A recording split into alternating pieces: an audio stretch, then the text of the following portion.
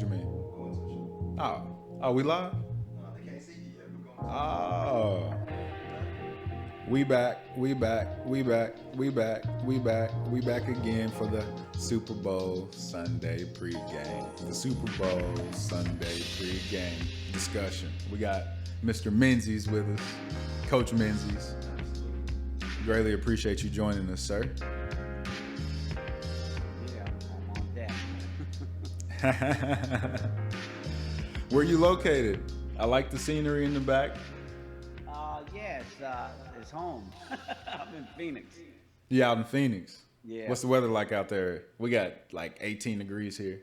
Oh, please. Yeah, I'm a desert guy, man. I'm a desert guy. No, we're probably sitting at. Yes, I haven't been outside yet, but I'm thinking it's about almost 65, 70.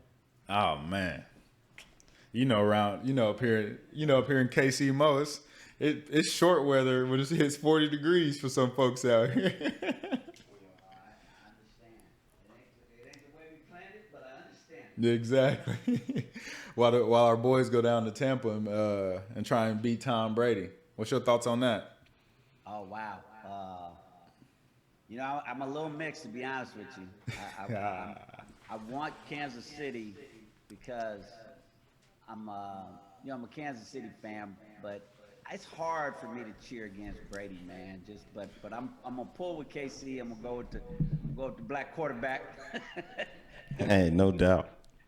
It's and I got no skin in the game, as they say. I got no horse in this race, so I'm kind of just want to see a good game too. Nah, I completely agree with you on that as well, because like I was talking about a little bit on last week's episode, people get so much greatness fatigue. People get so mad at seeing people being great for so long, and I think me personally, I think that's a bad thing. Like when you see how LeBron's been so great and consistent for as long as he has, 18 years, and then you got Tom Brady going to his 10th Super Bowl.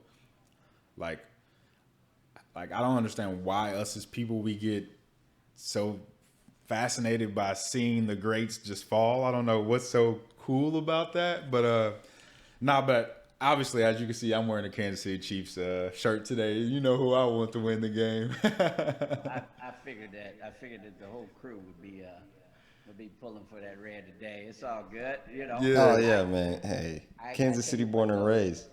Yes. And I just love what it does for our city. Like kind of how we were talking about last week. Just how they get to show us off. Kansas City is a gem in the middle of the map in America. So. Because it's not just a city that people used to just drive through. As I was growing up, people, we're just driving through Kansas City just to get out west, head to Colorado or whatever. But I think it's cool to see our city on national TV often.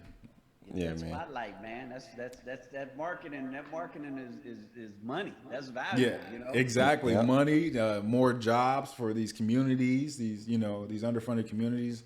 And all that type of stuff, and that stuff matters, And then we also do have the eighth wonder of the world, Patrick Mahomes. So That must be a local thing, because you had me on there. I was like, wait a minute. yeah, he was like, "What's that?" Yeah, that's most definitely a local thing. I'm being funny, man. I'm being funny. Well, Spencer, go ahead, take us into it, brother. Well, I'll tell you what, man. I really appreciate Mr. Menzies coming on the show. Shout out to your fam. Pops and Tyson out on the West Coast. They were some viewers that came on before. Yeah. And they linked us with Mr. Menzies, and luckily he was interested in coming on as well and having a discussion with us. So I can't thank you enough, man. I do appreciate it. No, my pleasure, man.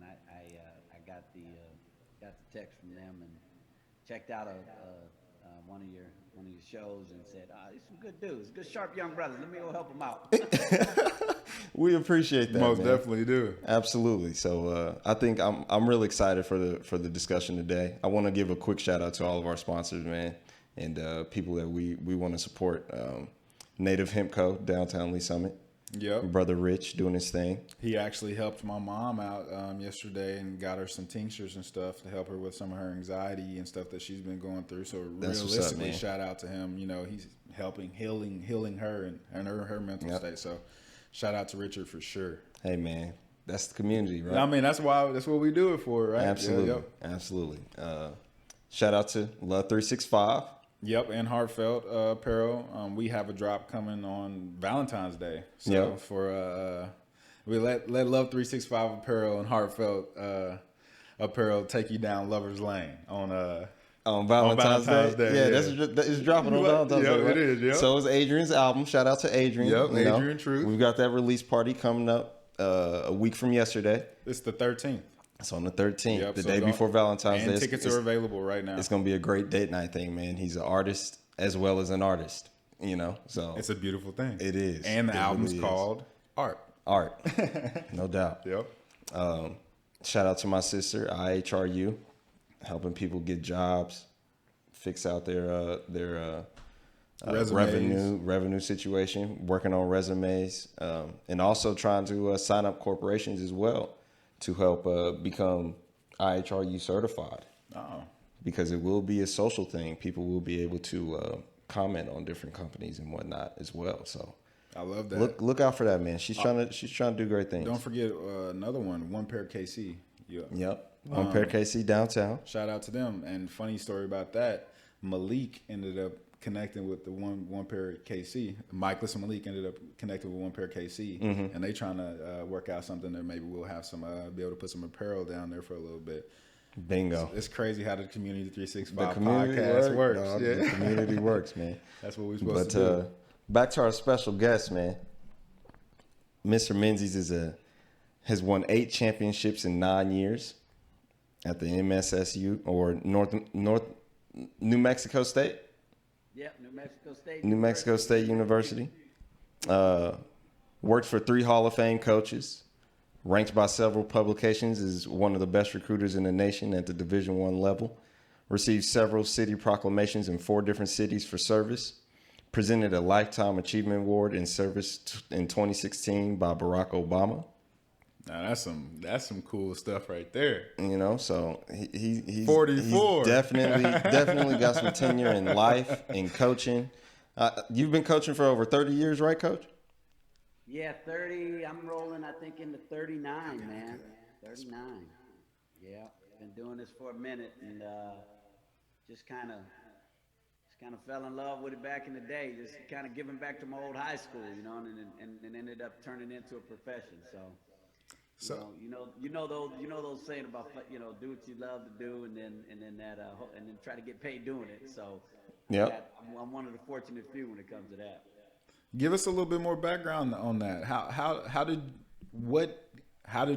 you end up, you know, giving back to your high school? What made you want to apply for that role? And Yeah, you know, I've told the story a few times, several times, and it's and every time I tell it, I realize how blessed I am, you know, to be in this situation. But Amen. it was really just a labor of love, man. I actually started out.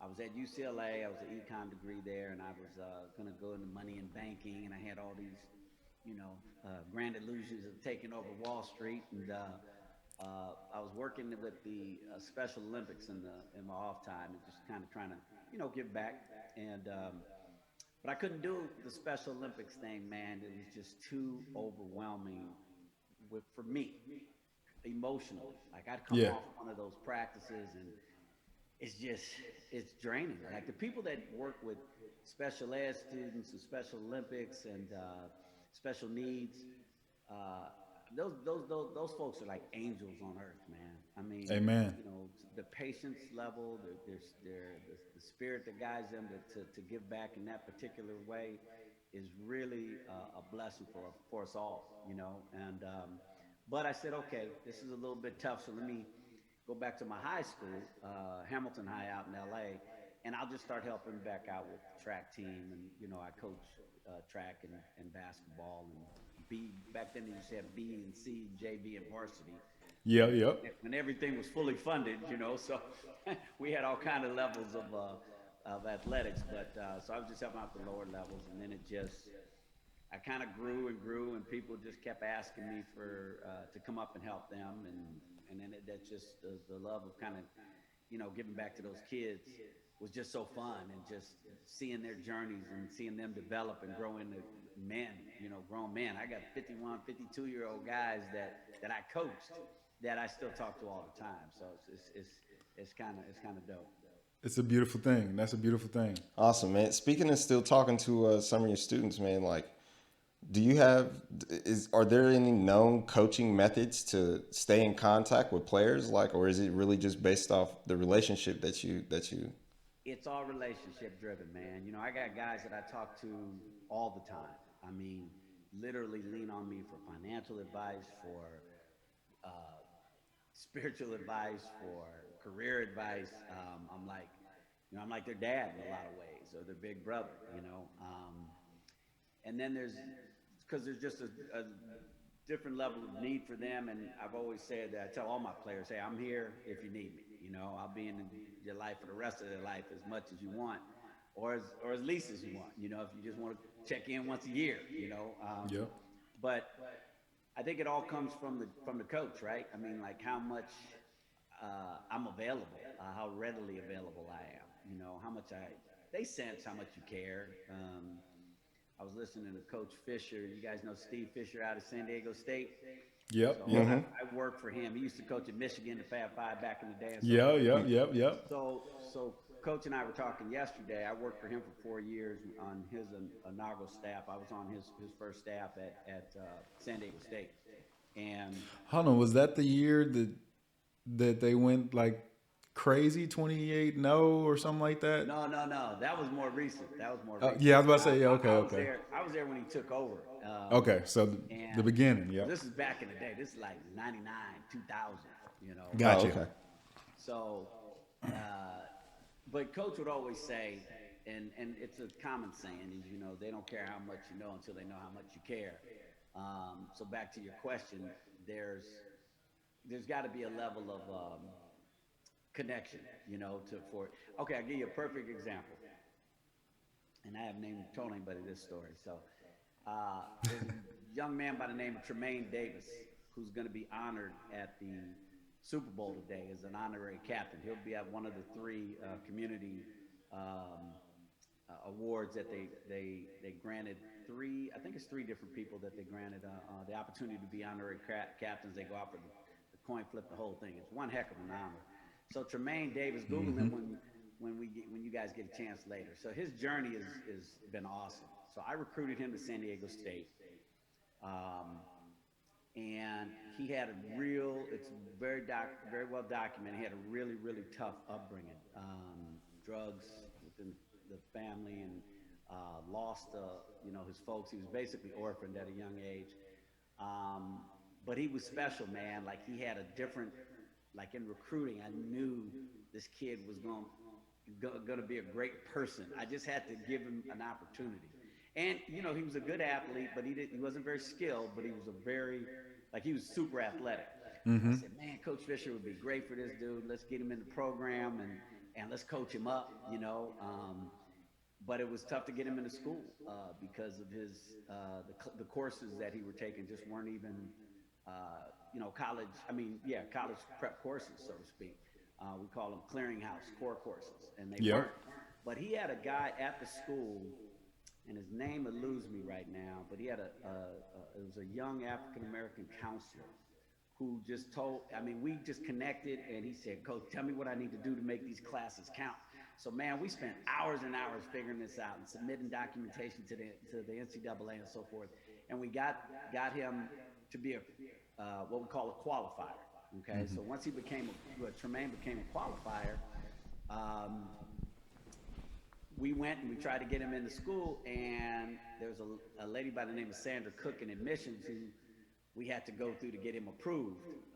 And she said yes to it, thank God. And here we are, 20 plus years later, and this dude has rocked it into the community, man. He's just been awesome as far as his giving back. He's worked now at several universities. And to your point, like Spencer, when you asked me, is there a script for this? Well, Tremaine and I have not been close, because when I left to go take another job, I think I went from San Diego State to USC, it really hurt Tremaine because he had a lot of loss in his life.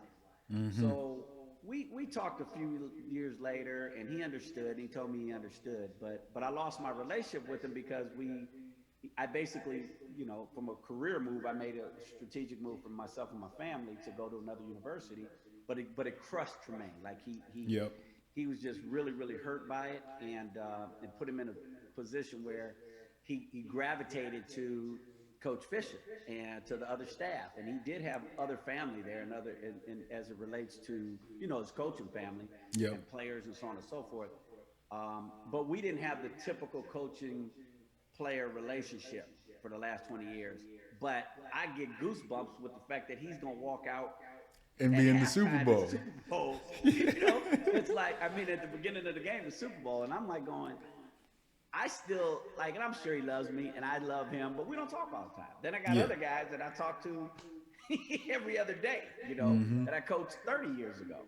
So kind of a long answer, but it really just comes back down to the connections, like in any other relationship. I completely agree with you. They got to be authentic, right? No, I completely agree with you right there, Coach, because this is I don't know if Spencer told you a little bit.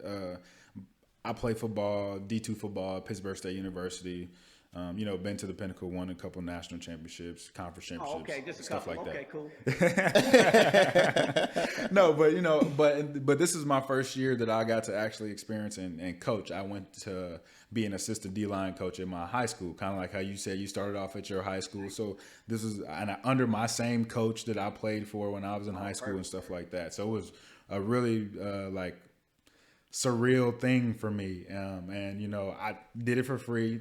I'm straight volunteer, and some of the best time that I've had in my life, you know what I'm saying? Honestly, probably one of the most gratifying things that I've done in a very long time, you know what I'm saying? Besides getting baptized.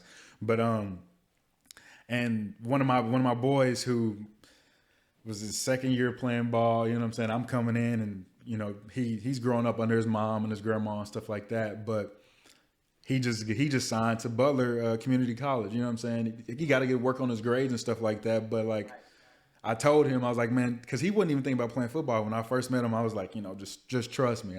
We're gonna get you in college. We're gonna get you somewhere. And I'm like, that's why I signed up to do this for free. You know what I'm saying? Because that's payment in itself. You get to see him to continue his education, and then honestly, Butler could be a catapult to him going to play D2 or D1 somewhere, depending on how they develop him and how he develops himself as a man.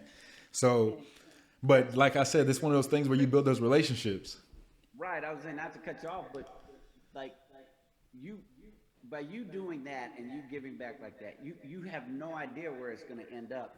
But 99% is going to be better than what it was going to be, right? Exactly. Yep. And that's at the end of the day, you can't script every young man's journey from the rooter to the tutor, as they say. But you can you can interject enough to make a difference. Yep. And you've already done that. Now let's say he matriculates on and goes to Division I and plays or doesn't play, or he goes and gets his degree. Yep, exactly. Just gets his degree and starts giving back. I mean, whatever his calling is, whatever his journey is, it is what it is. But you gave him a segue for success, and so I commend you for that too. No, and it's crazy because when I first met him, he was like, I'm a basketball guy. He's 6'7", he's been playing basketball his whole life. I'm like, no, come play defensive end with me, and we will make the rest of this stuff work out. You're either going to be a tight end, you get to college, they'll switch you to a tight end, or you're going to be a dominant defensive end. And he ended up getting more accolades this year in football than he ever in his whole basketball career at Lee Summit. You know what I'm saying? And then getting to go to college. So, moral of the story is those relationships, you just got to be able to treat them young men like young men and gain their respect. You don't know what backgrounds that might come from. You have some kids that are well off.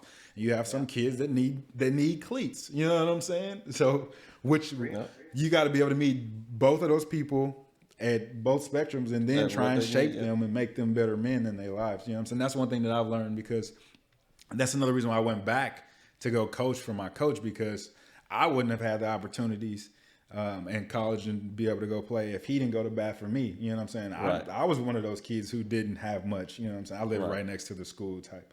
And he helped me become one of the first people in my family to get a degree and to, continuously strive to be successful. So, it's a beautiful thing. And I'm sure you had moments when you were playing that you were mad at it Oh. because you know for whatever reason, right? Yep. I bet you stayed engaged and you locked in and you loved him after you left and you reconnected with him because you knew even when he was getting on you, it was like it came from the right place. His Yeah. motivation was to get you better or was to teach you how to become a winner or whatever it was.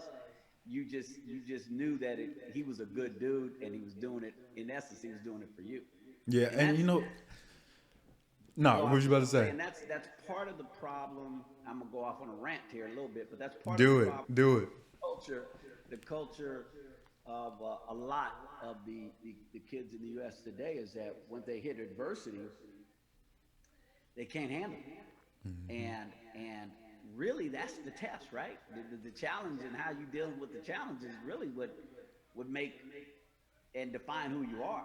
So if you're bouncing around and transferring to 20 different schools because you know the coach said something that you didn't like, or Exactly. he played somebody more minutes or whatever, I just think it's we do such a disservice to these guys to allow them to just fly by the seat of their pants, and it starts with home, you know, and what they're getting in terms of their life lessons, and it always will come back to what they're getting at the house, you know. Yep. Right. But man, it's bad right now. These dudes just they just There's I don't want to. Yeah, I'm not playing enough. I'm out. it's no Right. concept of team, you know, and life's honestly it's a team sport. It takes at a all village. spectrums, you know. So It takes a village. Would you say one of your major accolades is being a great recruiter in the nation? Um, do you think that your ability to mold those relationships and your success that you've had with it with your players affects your recruiting abilities? I think recruiting is like you mentioned earlier. Recruiting is like relationships, right? So I think if you just are true to you, true to who you are, how you want to operate, your ethics, your morals, your honesty, your integrity, all those adjectives. If you just stay true to that, then the cream rises, right? The cream rises to the top. And I've been very, very successful in the the the specific component of recruiting because I try to just be honest and just just keep it a buck, it's like yep. Yep. here's what it Yep. is. Whether you might not like it, but this is what it is. And I think when you do that, the parents respect you, the grandparents respect you, the kids respect you. At the end of the day, might not like everything you say, but They just want you to take care of their baby. Right. Yep. yeah, man, that's Yep. it. Treat them like your own, We Yep. do that, and I've always done that. My wife Tammy and I have welcomed every player even from when I was assistant coach at Louisville or UNLV when I was assistant before I became the head coach there. Um, Everywhere, USC, everywhere. We've always embraced these dudes. Like, all right, what you need? You good? Where's it, you notice that they're struggling because they're far from home. Okay, come on through the house. We cooking Yep. gumbo tonight. Come on and sit down. Let's hang out a little bit. So just being aware of what their specific needs might be to just kind of get them in the right place mentally. Because if they're right mentally, then their attitude is right, then they have a much more chance of being successful on and off the court. No doubt. So what do you look for in your athletes? What are qualities and attributes that you look for? Say it again. I missed the last part. No, I was saying, what do you look for in your athletes? What are some qualities and attributes that you look for where you're like, I got to get this guy? Obviously, you want the athleticism, you want them to have this mid-range shot or whatever, but what do you look for in the person? How do you know that this person not only is going to be good on court, but he will be able to represent your organization outside of the gym? Right. There's a few things I think that I look at a little bit differently, or how I recruit is a little bit different than most guys, because when you look at these, they have these. They're oh gosh, I'm drawing a blank on the name. Like scouting or rankings, right? Gotcha. Yep. And I think that you can look at rankings and get caught up in the competition of who's recruiting a kid or his athleticism or looking at different basketball specifics that you might need. Like if you need shooters and you're looking for guys at high percentage from shooting, so on and so forth. Yep. But the basketball I've learned throughout the years kind of takes care of itself. you got to look for certain ingredients, obviously. But you just nailed it. Like the person is more important than the player. You know, Tremaine Davis was not a polished player coming out of Pittsburgh, California, and he ended up having a really solid career, and he went on to be this great person. But at the end of the day, you got to win games, right? Well, Tremaine, when the you know when the money was on the line, Tremaine hit a couple free throws against, I think it was Wyoming back in the day, to help San Diego State win the conference and go to the NCAA. And I think that's karma. I think that's, you know, he was gonna. Now he may have missed. He missed a lot. He didn't shoot the free throws very well. He's like a 50+, you know, free throw shooter, but percentage free throw shooter. But when it was, when it counted, I know how that works. Like he's got that. Like, all right, right now I need him to be successful. So let me knock these two down for him. And I think that's character. I think that's team culture. All of that. I'll be honest with you, man. When I started coaching, I was in high school coach, junior college coach for 8 years at Santa Monica College. I thought I could help every kid in America. Like I had gangsters, I had knuckleheads, I had them all. You know, I was, man, I got this dude needs some help. Like you living with me, you know, like I was moving cats in the house, the whole 9 yards. And you know, that I was a younger coach then, right? So getting a call at 2 a.m. or 3 a.m. because the kid was going through some issues or in trouble or whatever, it was just a part of my lifestyle. So at 59, now I'm a little older, I don't want a 3 a.m. call, okay? So the character and the culture now is much more important. And it actually usually equates to more winning. So now I dig deep into, like, I'll talk to custodians at the school. I'll talk to, you know, counselors. I'll talk to coaches that don't coach him. I'll talk to other people. You know his high school coach is going to say the right thing, or his junior college coach or whatever. Right. And be supportive. But what do the other people on the campus think about him? So, I mean, I'm doing an FBI background, brother. Absolutely. Figure out who I'm bringing into my family, you know? And I think that's awesome. That's one area where I differentiate, I think, a little bit from most recruiters. So, being a great national recruiter, you also do international recruiting. Tell us about some of the places that you like to go to find good talent, and what are some of your favorite places, and what are some of the most important places you go to? I think Nigeria has become a hotbed for talent. Not become, I think it's always been, but in all sports. Huh? In all sports. Like MMA is boxing is huge out there. Yeah, but I didn't mean to cut you off, but that's crazy that you brought up Nigeria. Yeah, you look at the NBA draft. I think there were 8 or 9 Nigerians, not just Africans, but Nigerians drafted this year in this most recent draft.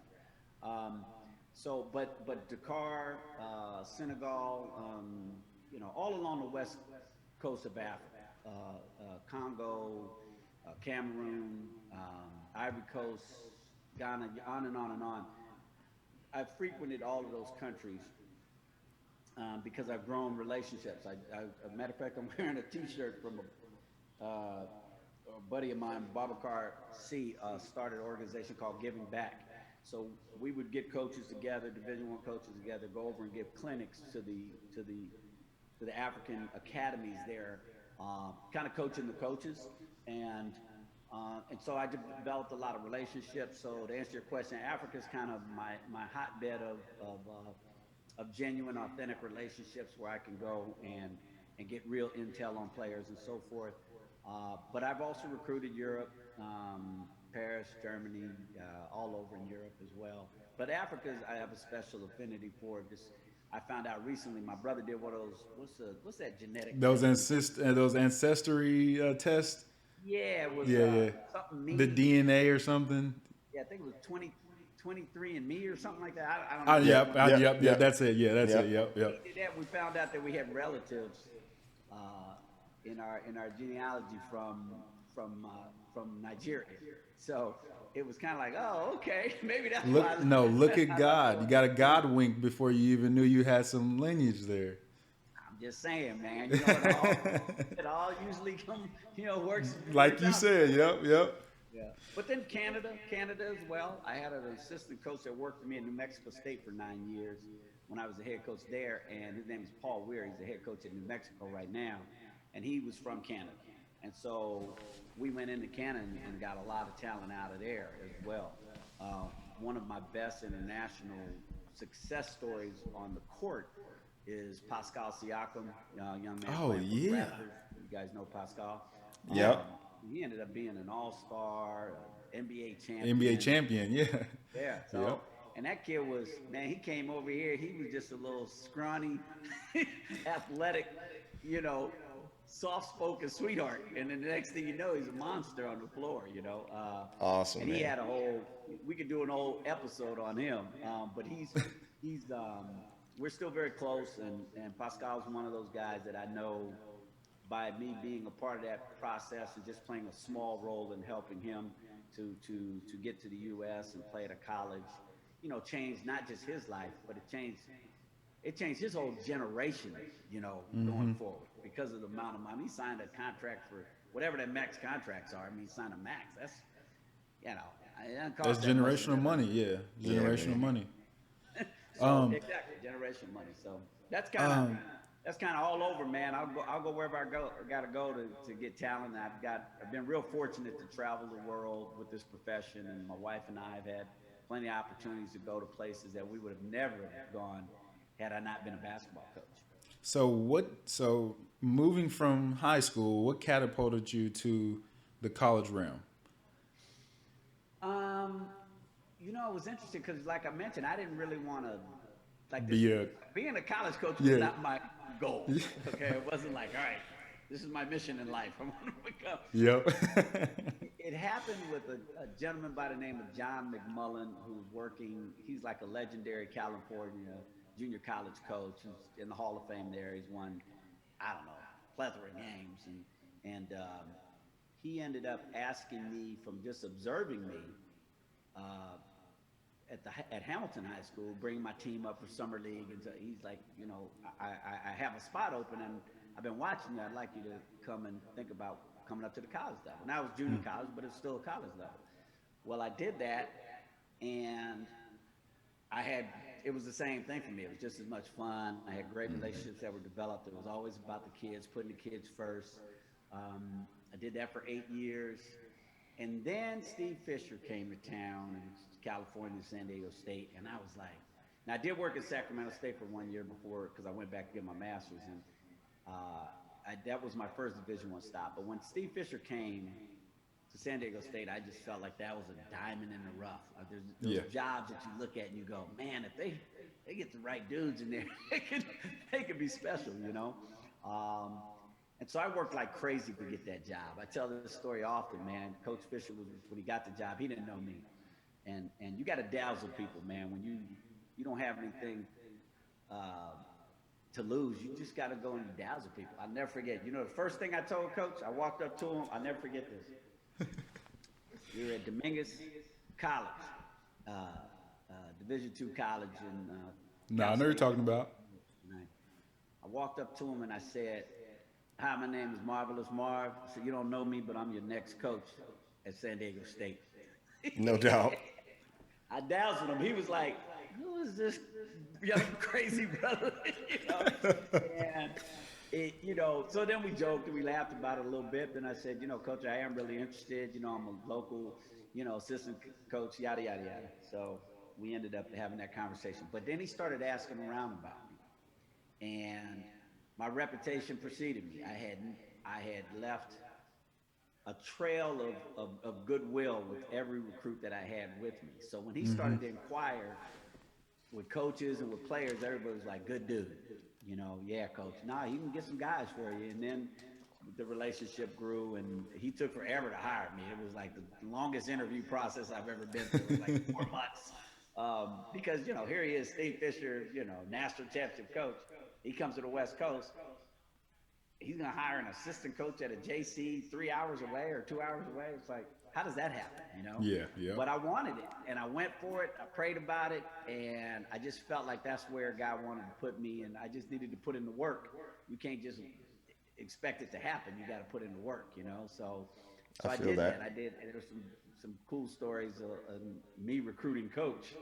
I'll tell you one quick one. So he's coming over to see one of my star players at the time. He's recruiting a big kid named Marcus Mason, who ended up going to Xavier.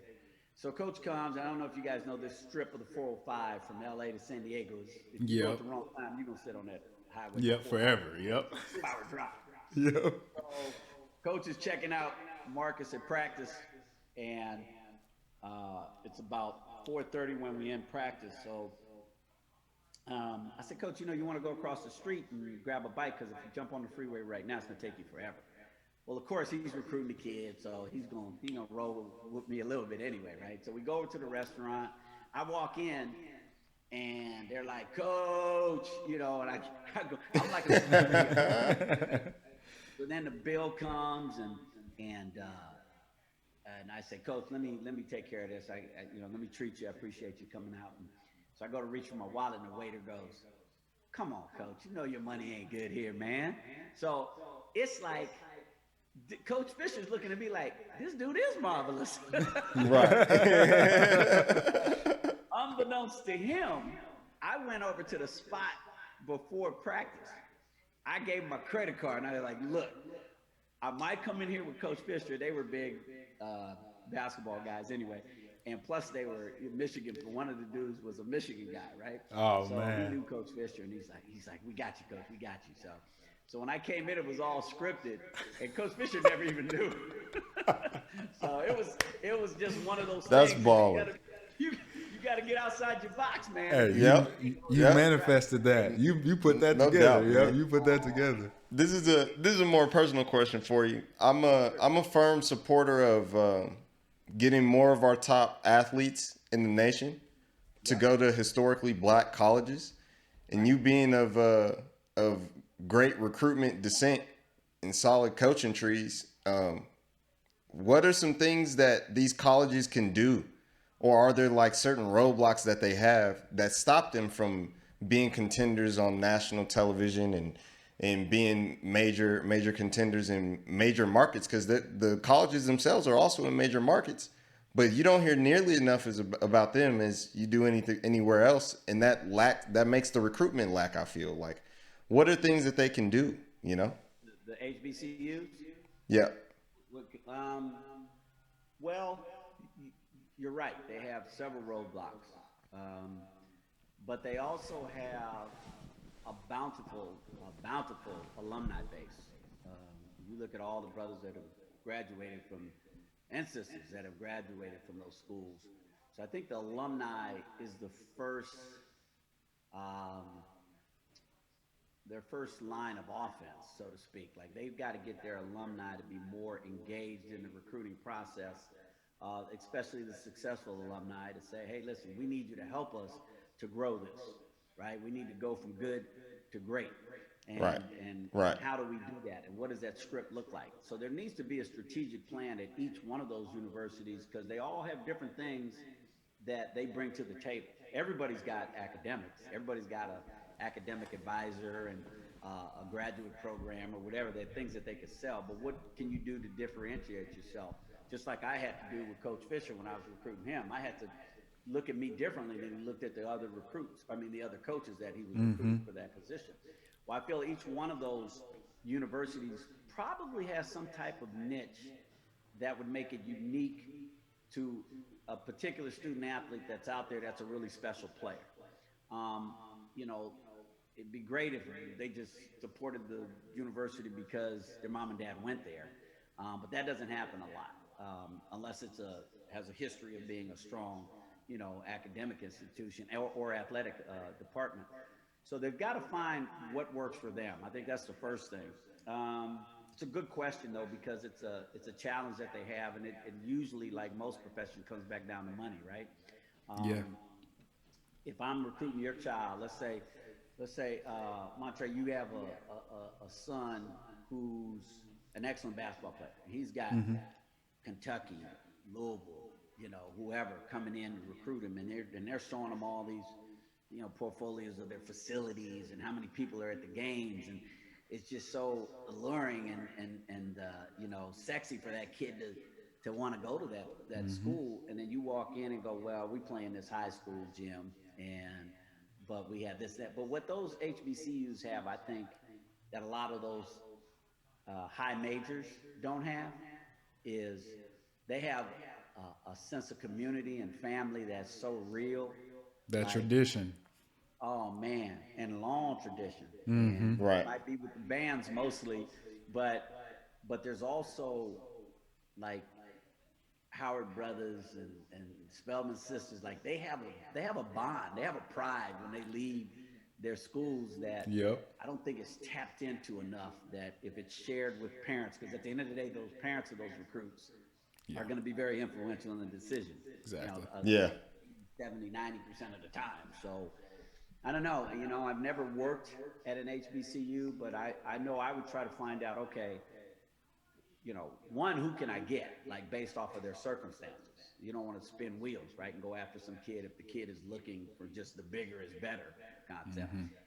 But you got to sell playing time. You got to sell opportunity. You got to sell tradition, history. You got to sell the African American culture and the social ramifications of going to and being involved in that type of learning atmosphere. There's a lot of positives to sell, but there's, like you said, there's a lot of obstacles. The hire, what about how much their assistant coaches make? How much do the head coaches make? So Right. you get what you pay for, sometimes Right. too, right? So Absolutely. you put yourself in a position to hire some guys that with a little bit of investment to get some guys that know how to navigate the recruiting landscape, then that could help it also. And I'm just kind of brainstorming, but it's a great question. I'd love to see more growth at the lower level, academic or athletically lower level schools in general anyway. I think that parity is good for basketball. What's your thoughts on the new transfer pool that the NCAA has? That's where typically kids would have to sit out and miss a year just to go if they were transferring to another school. And now kids can literally hop in the pool and then next year go play for another university. What's your thoughts on that? Because I kind of caught wind about maybe it was an assumption when you were like, I don't really like the way the way they work. Not saying that you don't like the way they works, but I kind of caught that because I think the same way a little bit. Yeah, no, you have a good perception there. Good spot. Yeah, because I just don't think it's good for the culture of the game. You guys are of age where you understand what team is about. Yeah, yeah. And I was watching a game last night. Who was it? There was it was one of my former players at UNLV is at Arkansas Little Rock, Ben Copay, and he had a teammate. I didn't see the beginning of the game, but it was on ESPN Plus, and I checked it out, and I was like, one of the guys walked off the court or left the bench. Like I think he started on the bench and he ended up in the stands watching. They ended up talking about this kid. The majority of the broadcast was, this player that left the bench is walking up, and I'm not going, really? Like that's where we're at now, where you can just roll up out and just go sit down, and Yeah. And grown men do it, Yeah. NBA guys do it. I mean, there's always incidents that occur where you go, well, why don't you think that the colleges are going to do it and high schools are going to do it if they're looking at their heroes and their idols doing it? So, Right. I think that transfer, and it goes to, I got off track there, but the point is it goes to what are we teaching our young men? Yeah. So I think there's two sides to every story. So the one side is if I'm the parent and my kid's in a bad situation, he should have the freedom to leave and go to another spot, right? Mm-hmm. But on the flip side of that, the university's going, well, okay, we've committed a scholarship and we've done certain things to bring your young man into our program, so we need a little loyalty too. Mm-hmm. But I feel like transferring is a bad thing for the profession. I feel like Um, you know, if that's the way the bed is made, you got to sleep in it. So if I was head coaching back in the game, I took this year off, but if I get back in, I don't know that I would delve into that market. I'm not saying I wouldn't take one, you know, strategically, but it wouldn't be a part of my recruiting paradigm. I wouldn't say we're going to go get transfers and we're going to go get, you know, I like coaching kids for 4 or 5 years. I like redshirting kids. Pascal, I redshirted him his freshman year at New Mexico State. He didn't come in and start. I was like, we got to get your skill set up, partner. Hell yeah. But, I'm trying to create a blueprint for his success. And I mean, he's a legit team needs, right? No, agreed. And he's a legit both ends of the floor player. So you did your job in that. Yeah. We could have used him in his freshman year, but I had some other guys that I thought would be, a little bit more. It would have taken some more of his minutes, and would have been a little bit more challenging for him to get real minutes. So it was like, well, wait a minute, let's use this year to develop your handle. Let's get your passing, up to snuff. Let's get your mid range. Let's work on some things that when you play next year. And to his credit, he's like, Coach, whatever you need. That was the psyche. Like, what do we need to do? Like, cause I want to make it, so I'm gonna follow your lead. Somebody asked me the other day. I think Spencer, I told you this off air. Somebody said when I was let go at UNLV, someone said just recently they said, hey, Marv, what would you have done differently at UNLV? And I thought about it, and I said, nothing. Like, I was doing exactly what I was hired to do. Now, there was a change in leadership, new president, new AD, and, history is what it is. But I was growing a program. I was hired to build something for sustainability, and that's what we were doing. However, in this time, it's win and win now. And I understand the winning process, but I'm like I told you, I'm a high school guy, so I know that if I build the right culture, the right character, the right team chemistry, the right brotherhood, the accountability, all of those things, that family fortitude, is a byproduct of those things. Mm-hmm. Yeah, so yep. It takes a little time sometimes, Now you can go in and put some Band-Aids on a bullet wound and stop the bleeding and maybe have a successful season or 2 or 3 even.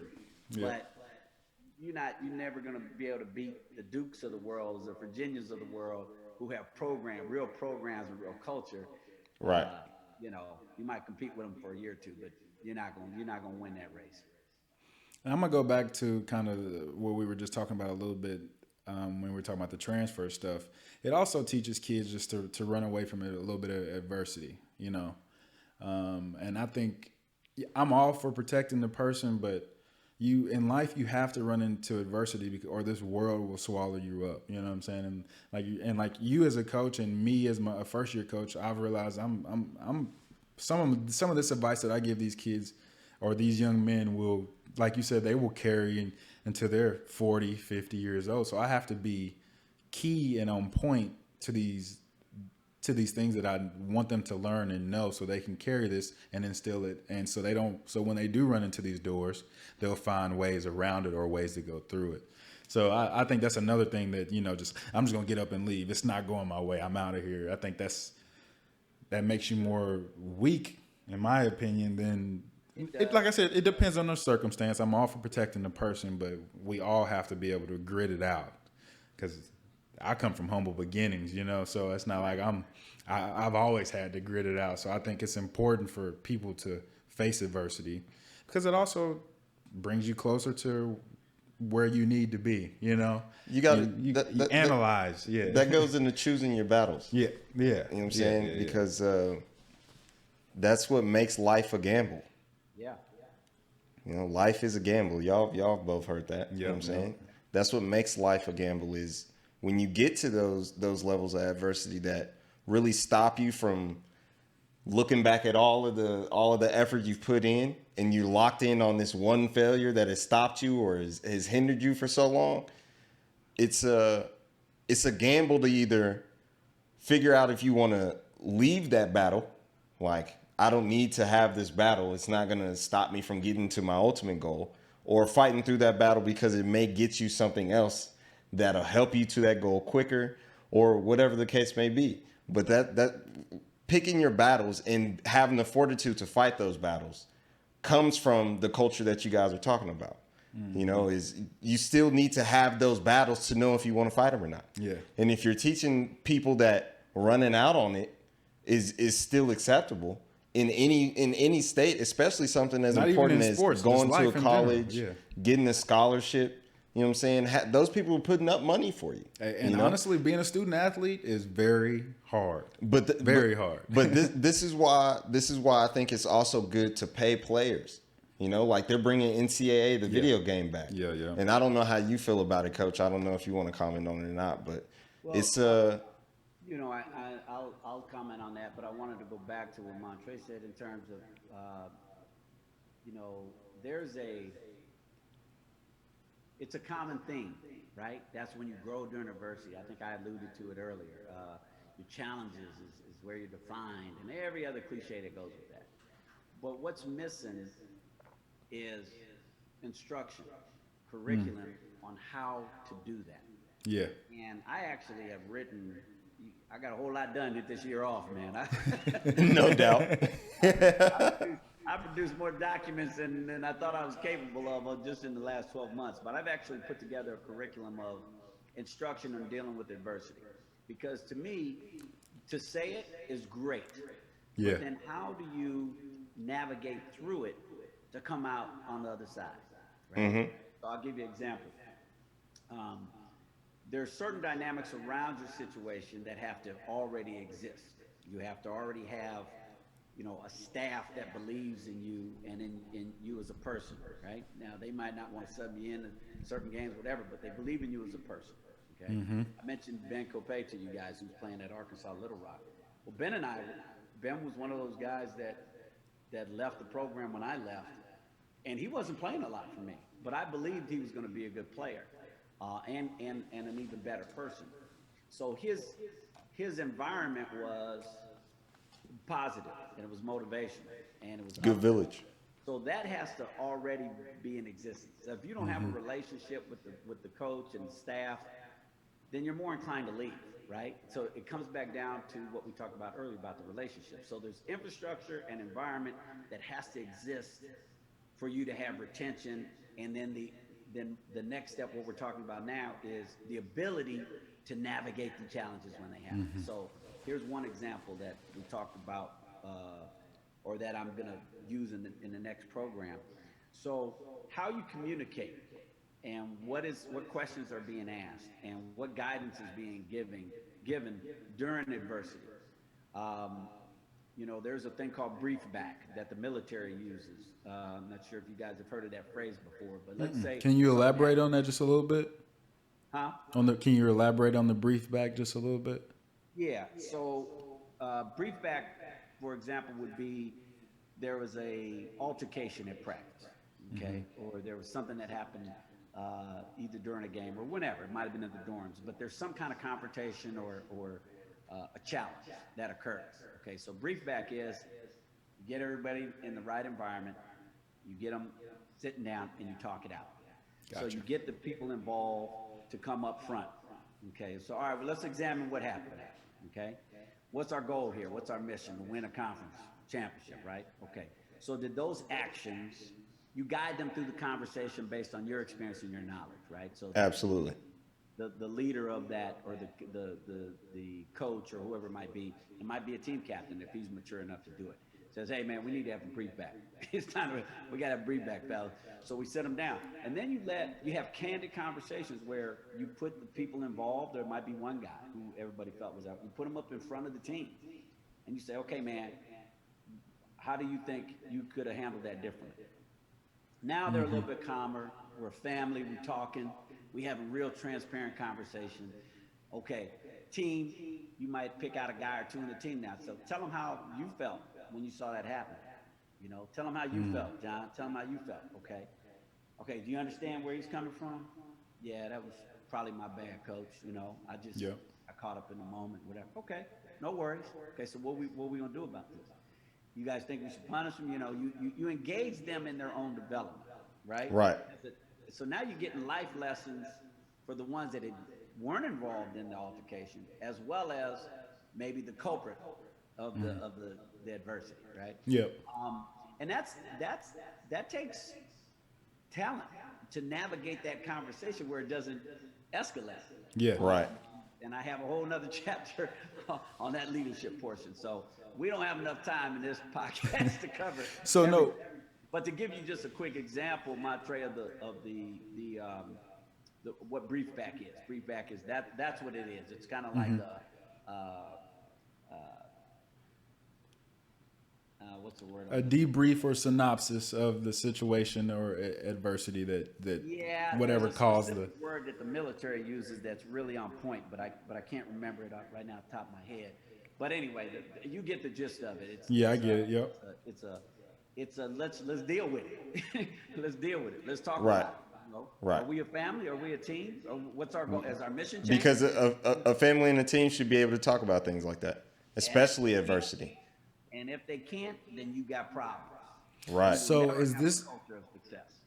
is this curriculum going to be available, or is this going to turn into a book, or what's? Well, it's actually, to be honest, it's actually a culmination of existing books and then my experience added in and edited, and I stole some of it. I'm gonna follow success, right? Of course, yeah. Right. So some of it's already out there. There's a great book called The Program, which is a military operation or a military personnel that come to your college or your high school or whatever. They charge a fee and they give you instruction on, achieving a mission, no excuses, how to operate, what should your standards be, what should your core values be. And I brought that program in 4 or 5 years in a row because it was phenomenal.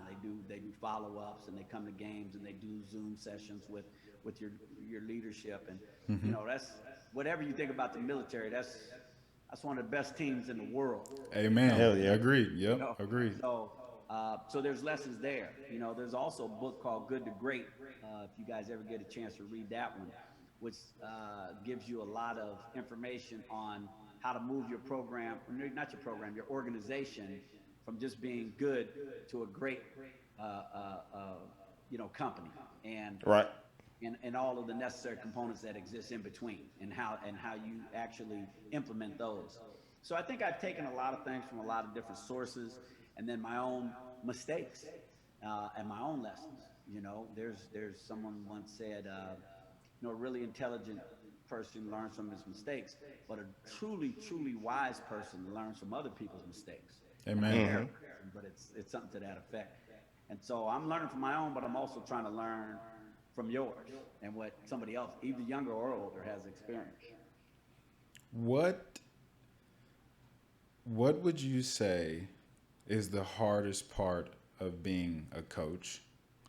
And then what would you say is the most gratifying thing about being a coach?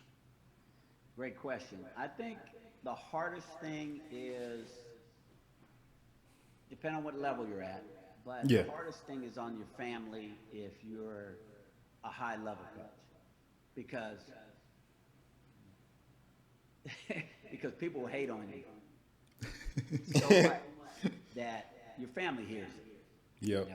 You win a game or you lose a game, you make a bad decision or you make a mistake in coaching or whatever, and you're chastised by these couch coaches that Yep. don't even live in the city or went to the school for one semester and now they live in Alaska. But yeah, they die-hard fans and they got all the answers. I love when these not reporters, but I love when these color folks on the TV shows, these former coaches, are critique and call a game, and they're killing the coaching decision, and they're killing.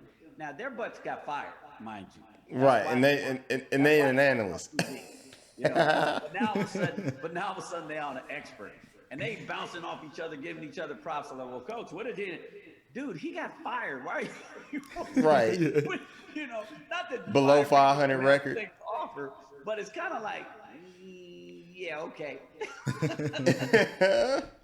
You know, like they make assumptions that are just so funny, man. Like you'll hear him say things about like what a player did, or he should have drawn up this play, or he should have got this player the shot, for example. Let's say it's the end of the game, and their star player doesn't get a touch, right?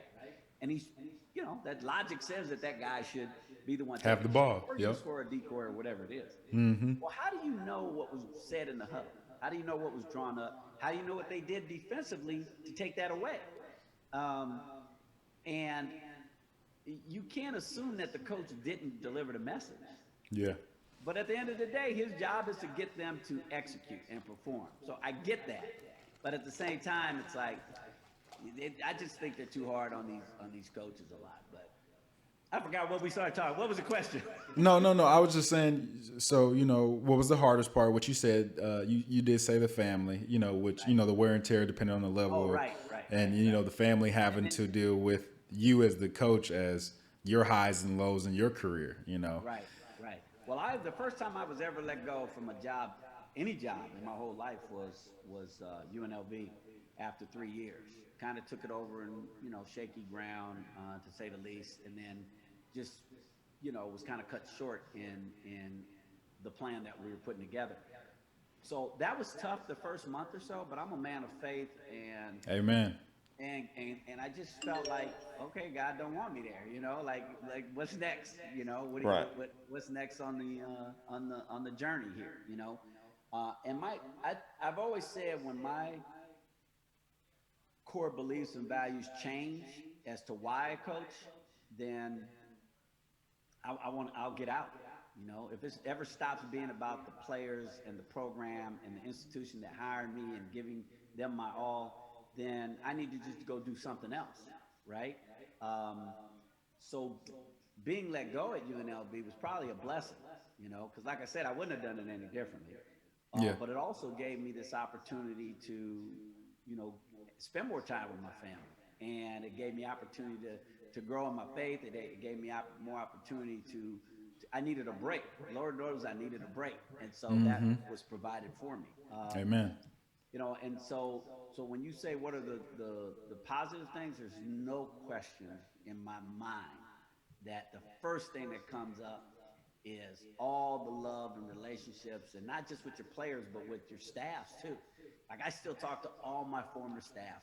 Like we all are like family, Yeah. You're in the grind together, man. You're literally in the foxhole trying to figure out like how to win games and how to survive, this, and how to deal with this adversity. So all that brief back stuff, that you're doing that with your staff, you're doing that with your players. So the relationships is definitely the most positive thing.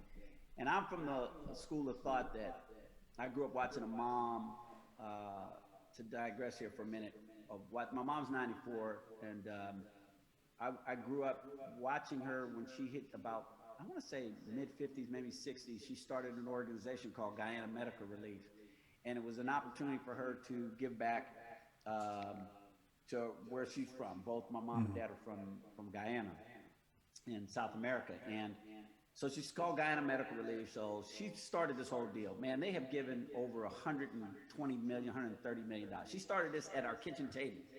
Just getting doctors together, collaborating with other organizations. I mean, she is phenomenal. Well, this is what I grew up watching. You watch the same. Right. You watch the same. At work. Yep. At Yep. work. So I'm coming home, and she's coming home from work and feeding us, doing everything she's got to do. She's sitting down at that table, man. She's writing her stuff out, and she's handling her business. She's on the phone. Old school promoting the marketing and growing, See, man. Development at the core of what development is. So I tell you that story to say, so at my house, how I was taught through my life lessons was the giving back was so important, right? And that's something that's missed in all athletic programs. They talk about it, but you got to really be about it. Yeah. I mean, you can talk about community service. Well, they doing community service so they can say they doing community service. Right. Most of them. We're going to go visit the hospital. Okay. Well, that's cool. But is it really about your core beliefs? Is it really about giving back? Well, I think we did a good job of teaching that in every program we've had. I mean, I got to do this, about to be at the Super Bowl, right now. Right. Honorary captain. Absolutely, man. Trust me, he was listening. Hey, Yep, man. yep. Hey, I'll give you your flowers on that, no doubt. Yeah, and For sure, that's, for sure. That's what it's all about, man. That's all it's about. There's pros and cons to every deal. I will say, having a sense of faith and having something that you could lock into during adversity and during challenges. We just recently lost my sister-in-law, and to watch my family, which all of us are believers in, to watch my family deal with this was like a blessing. Like we rallied. Like my oldest brother Pat is like, okay, this is what we're gonna do. Here's what we're gonna have to do going forward. And we on the group chat, and we, Yep. we're figuring it out. Okay, mom's is gonna be in this situation now. What are we doing? So to watch my family, I'm going, whoa. And that doesn't happen if we're divided and we got difference of opinions and all kinds. That of community we has a gotta good rock. foundation. That's it, man. That foundation is critical. And I would Yep. implore everybody listening, if you don't have a relationship, get one. No doubt. With the Lord. Amen. No question. No question. 100%. So What I'm not gonna preach too much. It's Super Bowl Sunday. So what else we got? with all your success, Coach, on high levels of coaching, have you ever thought about moving up to the NBA? Have you ever tried? I've had some opportunities. I was a buddy of mine, Don Newman, who's passed away now, was in the NBA for a long stretch with San Antonio Spurs and the Wizards, and I had some opportunities to do some things with him and a couple other guys with the Clippers at one point. And I just, I'd never been, think back to what I told you guys who I am and my core beliefs of why I do what I do. That really isn't NBA stuff, right? Now, I've had NBA players, and I'm into that development part to get them ready for that. So they just make it, but so that they're all-stars. I don't want dudes to just get a contract for 2 years or 3 years. I want guys that have sticking power, staying power. Yeah. So I enjoyed that part of the development more than I do, more than I think I would, as far as managing all of those camps and egos and everything else. I think I have just more of there's more of a niche that I enjoy when they're a little bit younger. Let's give them two more. I got a question, and then we won't take up too much of your time. Let's give you two more, Hey, and then we'll get some. My wife already took off to go do the shopping, which I was supposed to do. So you got me.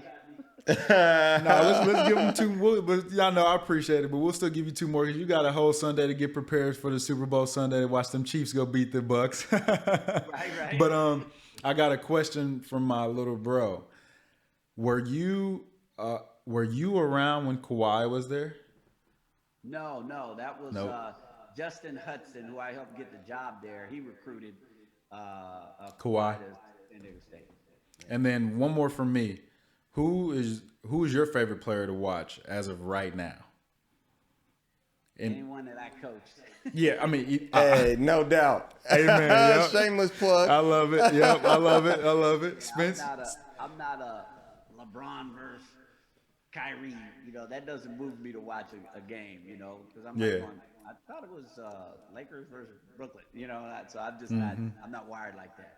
But Understood. if Pascal's playing, I'm gonna watch that game. Yeah. We've got some other guys in the league and in colleges that are playing across the country. That those are the guys I follow. My dudes. No, most definitely.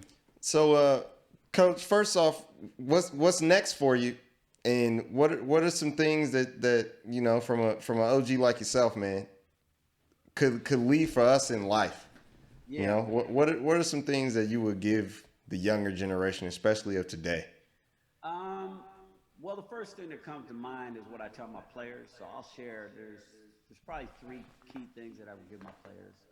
That I always talk to my players about, that I would share with you guys. And especially, I've watched your podcast, and I think that, Spencer, your musical talents and your ability, like this event you're promoting with the art, where the gentleman is. I think you said he's putting the QR codes on the Yep.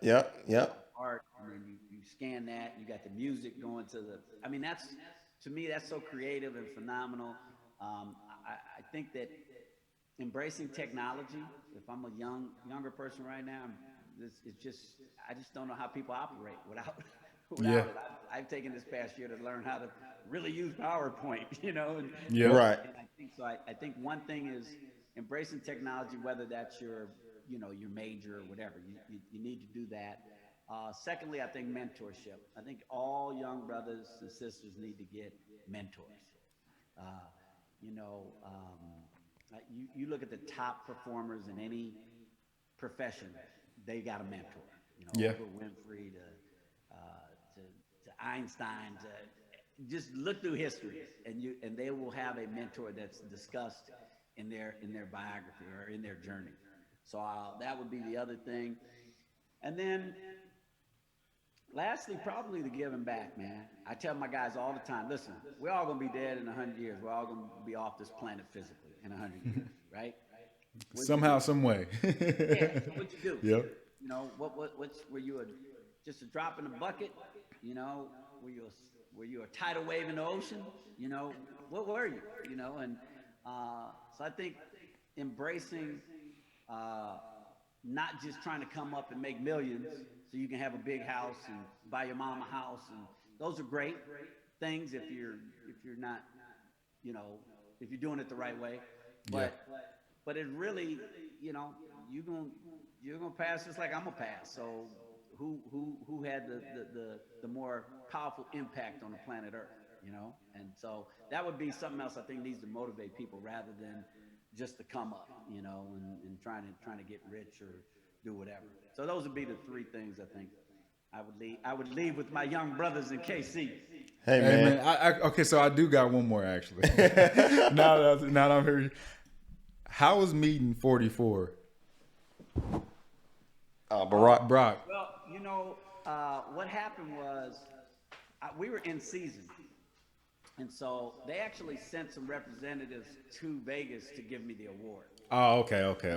So I met him in Las Cruces, New Mexico when I was the head coach there. Mm-hmm. But I didn't get the award until I was at UNLV in my first year. Got you. Yeah, so when I met him, it was just a congenial, vote. Hey, brother, how you doing? Like that type of stuff. Yeah, just like that. Yeah. When I got the award, it was a little more. It was special. I mean, for them to even make the trip down and drop off the award and present it, we took some pictures. I didn't make a big hoopla out of it and post it on social media and do all that stuff. No, but that's super cool, man. I think that's super cool. Because, I mean, it was a pleasure. It was a pleasure. And say what you want about his politics or anything like that. That man is history and nostalgia to me. You know what I'm saying? I think it's a beautiful thing. No question. And I saw one of the Ball brothers put a tat on his arm and had Obama on there. He had all these guys on it. I think it was like Malcolm. I think it's Lonzo. It's Lonzo. Yeah, it's Lonzo. Yeah. Like, man, and that, like, okay, like I don't know if that's where I'm at in my life, but. Hey, Coach, you got any shout outs? You got any shameless plugs you wanna shout out before we go? Not really, man. I'm just happy that you guys wanted, to visit and talk and just keep helping other people, man, and just keep giving back. And I got nothing, man. I'm loving life, man. I'm loving the Lord, and life is good in the land of marvelous, brother. Hey, Marv, I appreciate you, man. So since no shameless plugs, we always have a segment of what we call as music that's not so ass.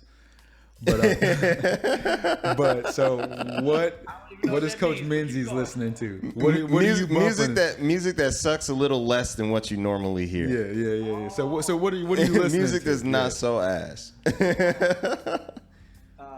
So folks that I like, right? Yeah. Yep. When I'm out in the pool, I usually like to throw on music, John Legend. Okay. I'm more, I'm more into the lyrics and the melody, now that I'm, a little more seasoned. Yeah. But I throw back old school stuff constantly. I'm listening to Blue Magic and, all those Heat Wave and, the groups that were bopping before you guys were even on the planet. Nah, but hey, I grew up to all them. I'm an old soul. I'm still blessed to have my grandparents, and that's what I grew up to. If it wasn't some Temptation, some Motown, Hell yeah. You know what I'm saying? Hell yeah. Some of that clean your house on Saturday, Sunday clean your morning. house on Sunday. My grandma frying some chicken type music right there. Yeah. I'll take it a step further. My mom's been staying with us lately, and so I'm playing her music now, right? I'm playing Frank Sinatra, Bing Cosby. I'm playing her stuff that she likes. Yeah. Crazy. Like she's I'm sitting up here listening to that music, man. I'm going, man, they got timeless. Yeah, timeless. Yep. I always see those songs forever. you might find this is funny, but minus the racism and Jim Crow, man, from the 30s to the late 60s, man, the way our people dressed and carried themselves, suits and ties and shoes. Oh man, if this new era has fashion back then, right, was superb. I that's one thing that I wish that I actually got to grow up and see, minus all the other stuff. My dad had a Stetson, the Stetson hats. Yeah. He was about that life. He had multiple suits, man. I was always influenced by I guess they call it high fashion, but I just think it should be the norm. You should want to look your best. You should want to feel your best. Remember what I told you, Spencer, about the nightclub promotions back in the day? Yep. We dressed them up, man. Yep. He was saying when people dress up, they're less likely to scrap. Yeah. That's the truth. Yeah. Shoot. And it's crazy now because I would almost argue that people's high fashion fits nowadays were more expensive than those. Oh. and they more willing to scrap in this. Right. Jordan's $250, $300. You know what I'm saying? Like, let's throw hands. It don't make no sense, Coach. Do you have put on a tie? Let's see if you still want right. Exactly. You ain't trying to do that in some wingtip loafers, bro. You're not. Do you have a Super Bowl score? I know you said you got anybody. You gonna go with anybody? Give us somebody. It don't got to be the Chiefs. I'm gonna probably go. I think it's gonna be defense always steps up a little bit more in Super Bowl games. Yep. I don't think it's gonna be as high scoring as people are predicting. I think it's probably gonna be closer to probably 24, 21, 28, 21, something like that. And I'm gonna say KC's gonna end up on top.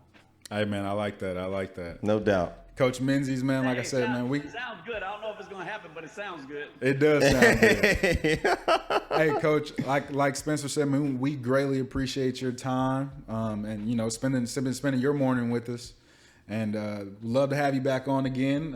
Spencer did mention that you're going to Africa next week, right? Or soon? No, I'm just going to Cabo next week. Flex on him, Coach. Hey, flex on him. Spend some fun in the sun. You feel me? So you about to get a little tan, huh? You about to get a little tan. A little more tan. I'm going to. No, I'm not going back to Africa until late March. Got you. Well, hey, you enjoy your time in Cabo. Safe travels. Man, like I said, we greatly appreciate you. Community 365 podcast, pods, we appreciate y'all. Let's go Kansas City Chiefs. Let's go running back to back. And then let's go try and do it again for a three-peat. Right. A would-be three-peat. Yeah, would-be three-peat. But like you said, Coach, we appreciate you, man. Thank you for coming on. Shout out to everybody that's watching. And, we hope you'll have a great Super Bowl Sunday. We'll be back next week. Mm-hmm. I don't know if we got a guest yet, but we'll see. Nah, yeah, we'll let you know on the guest. We'll see. You guys have a blessed week. Have a blessed day. And go Chiefs. Coach Menzies, thank you so much, sir. Thank you, man. My guys, take care. Have a great day. You too.